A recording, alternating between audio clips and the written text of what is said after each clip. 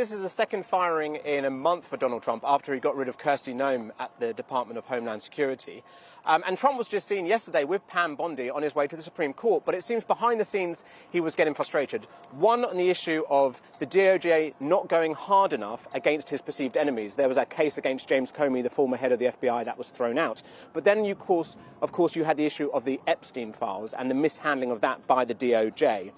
Pam Bondi last year said that there was a client list on her desk, then there wasn't. She said in the summer that they had released everything that they would, and then Congress forced their hand. And when the DOJ finally did release the files, they came in dribs and drabs, victims' names weren't redacted, and then she had that appearance on the Hill in front of politicians where her performance was less than convincing. And if there's something that Donald Trump doesn't like, it's when someone in his cabinet does not perform for the cameras.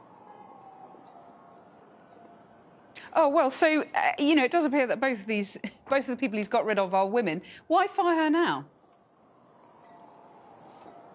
Yes, it's a good question. I mean, I guess if you thought the Iran war was a way of distracting from the Epstein files, is this firing now a way of distracting from the Iran war because it's not going how Donald Trump wants it to? I mean, Trump is, of course, named in those Epstein files tens of thousands of times, but the White House has always said that he is completely exonerated in those files. And this firing has been widely welcomed by Democrats and Republicans. Republican Nancy Mace, who's on the House Oversight Committee, said, "Bondi handled the Epstein files in a terrible manner. I look forward to a new Attorney General committed to getting justice for the victims of Jeffrey Epstein."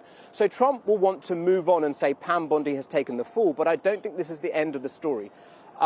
Recently, this week, I was talking to Democratic Senator Sheldon Whitehouse, and he told me that if the Democrats take the House and the Senate in November, they will lead on the Epstein files and they will release everything they can. And so the issue of the Epstein files, the issue of the justice for Epstein's victims, that is not going away anytime soon, despite the firing of Pam Bondi.